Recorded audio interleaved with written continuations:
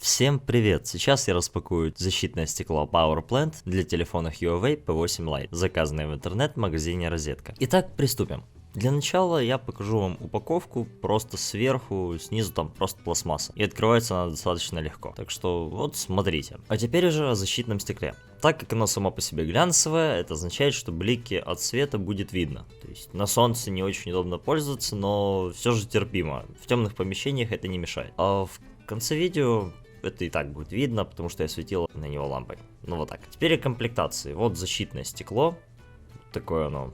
Как раз 5,2 для телефона. Потом идет уже такая вещь, как тряпочка, чтобы вы вытрясли свой телефон и можно было самим уже наклеить. Салфетка, как видите, сама по себе не очень большая, но дальше вот продолжим. Вот смотрите. Наклейка для удаления пыли, а потом уже вот влажная и сухая салфетки, собственно. Там, где wet, это влажная, dry это сухая. Ну вот так. Теперь давайте уже достану вам защитное стекло, и вы на него посмотрите. Ширина у него 65 мм и высота 140 мм. Но в конце видео, когда вы будете уже видеть телефон, на котором она наклеена, вы увидите, что по краям оно не особо плотно прилегает. Ну и плюс оно не особо выдержало удар с метровой высоты на твердую поверхность. Так что вот такое вот стекло. Вы его уже увидели, а теперь давайте покажу вам фотографию. Здесь вы увидите именно вот место, где оно упало, и по краям телефона вы видите тоже ситуативную, то, что по краям не особо плотно прилегает. И на этом я буду заканчивать данный видеоролик. Всем спасибо за просмотр, подписывайтесь на канал,